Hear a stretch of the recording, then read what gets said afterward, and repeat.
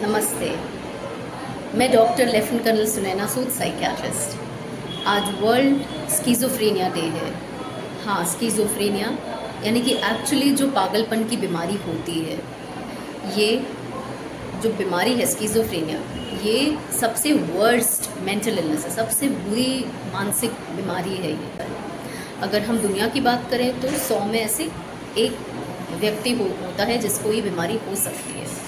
तो आखिर ये स्किज़ोफ्रेनिया जो पागलपन की बीमारी है एक्चुअली में, जिसको साइकोसिस कहते हैं, वर्स्ट साइकोसिस, वो उसमें होता क्या है? तो स्किज़ोफ्रेनिया में आपका परसेप्शन यानी कि दुनिया को देखने, सुनने, महसूस करने की जो क्षमता है, परसेप्शन, वो गड़बड़ हो जाता है। उसके बाद फिर जो आपके थिंकिंग है, जो थॉट्स हैं, वो गड़बड़ा जाते हैं। आपके इमोशंस, आपकी फीलिंग्स, उसमें डिफेक्ट आ जाता है। और आपके एक्सप्रेशन में, एक्सप्रेशन मतलब इमोशनल एक्सप्रेशन, जो फेशियल एक्सप्रेशन होते हैं, आपकी बॉडीली एक्सप्रेशन, आपकी लैंग्वेज, ये सब गड़बड़ा जाती है। तो ये क्या होता है? जो परसेप्शन है वो कैसे गड़बड़ा जाता है? हम अपने सेंस ऑर्गन से परसीव करते हैं इस दुनिया को। तो अगर अगर इसमें डिफेक्ट है तो उसको हैलुसिनेशंस कहा जाता है। ऐसी चीज़ें सुनाई देना, दिखाई देना, सूंघाई देना, महसूस होना जो इस दुनिया में, जो वास्तविकता में नहीं है, वो स्किज़ोफ्रेनिया का लक्षण हो सकता है।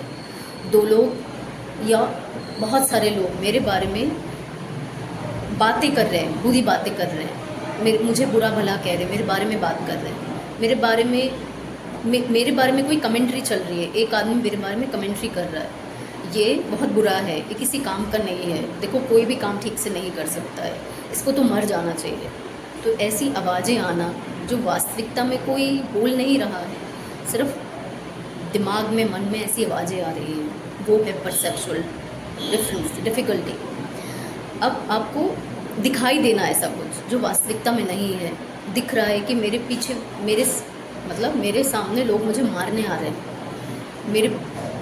हैं, कुछ ऐसा और दिख जाना कि 2 लोग जो हैं वो आपस में लड़ाई कर रहे हैं, या कोई मेरे घर आया है और ऐसा कर रहा है, वैसा कर रहा है, जबकि ऐसा हुआ नहीं है।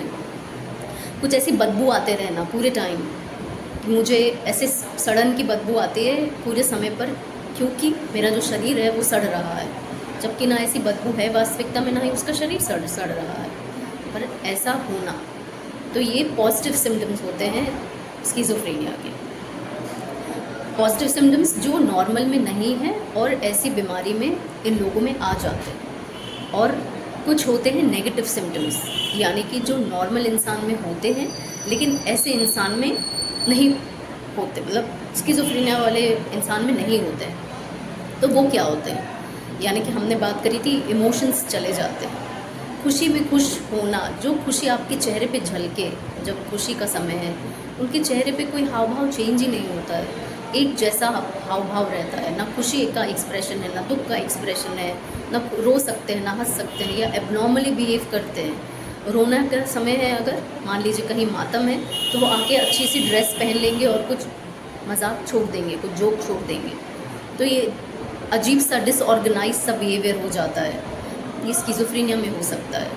जो अटेंशन है, कंसंट्रेशन है, मेमोरी है, ज़्यादातर लोगों में, 80% लोगों में इसका इम्पेयरमेंट नहीं होता है, लेकिन ऐसा आगे 30% लोगों में, 20-30% लोगों में ऐसा हो भी सकता है। तो फिर जो अटेंशन नहीं दे सकता, जो याद नहीं रख सकता, वो अपने रोल परफॉर्मेंस नहीं कर सकता, काम नहीं कर सकता।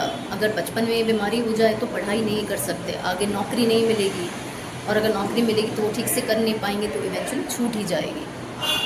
तो इतनी सारी डिफ़िकल्टीज़ जो हैं, ऐसे लोग बहुत अग्रेसिव होते हैं, ऐसे डरे हुए रहते हैं, जिनको आवाज़ें आ रही हैं, मेरे बारे में लोग बातें बना रहे हैं, वो उनको अक्सर ऐसा देखा जाता है कि वो गालियाँ दे रहे हैं, ज़ोर ज़ोर से मारने के लिए भाग रहे हैं। सामने वालों को और लोगों को समझ में नहीं आता कि क्या चल रहा है, लेकिन ऐसे आपस में ऐसे खुद में बड़बड़ाते रहना, ऐसी चीज़ देख लेना कि वो तो देख ही रहे हैं, सुन ही रहे हैं, लेकिन हमको दिखाई देगा कि वो गुस्से में है, सामान फेंक रहे हैं, डरे हुए से, परप्लेक्स्ड है एकदम, सब शॉकिंगली सरप्राइज्ड, एकदम सरप्राइज सा चेहरा है, घबराए हुए से, डरे हुए से।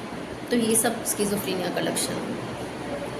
अब जो स्किज़ोफ्रेनिया के मरीज हैं उनमें सब्सटेंस अब्यूज़, ज़्यादातर समय पर सिगरेट स्मोकिंग, बीड़ी, तंबाकू चबाना, अल्कोहल का नशा करना, ऐसे लोगों में ये नशा भी बहुत पाया जाता है क्योंकि उनको बेचैनी होती है, वो परेशान होते हैं, मन दुखी होता है, तो थोड़ा नशा करके उनको अच्छा लगता है। कॉग्निशन, ऐसा लगता है कि दिमाग काम नहीं कर रहा, तो सिगरेट पी के थोड़ा अटेंशन बेटर फील करते हैं और अपनी परेशानियों को कम करने की कोशिश करते हैं। तो नशे की आदत बहुत ज़्यादा, जैसे हमने बात करी, और ऐसा नहीं है कि इसका इलाज नहीं है, इलाज मौजूद है, लेकिन समय पर सही इलाज हो जाए तो इसका प्रोग्नोसिस अच्छा है, यानी कि ये बीमारी जो है वो अच्छी हो सकती है, आगे भविष्य में ये और बुरी नहीं हो सकती, इंसान काम करने लायक हो सकता है। लेकिन ज़्यादातर समय में सही समय पर सही इलाज नहीं मिलता है। लोग इसी चक्कर में पड़े रहते हैं कि ये भूत प्रेत का चक्कर है, उसका झाड़ फूँक करवाते हैं, या सही डॉक्टर के पास नहीं लेके जाते, या किसी कारण से दवाई छोड़ देते हैं बार बार।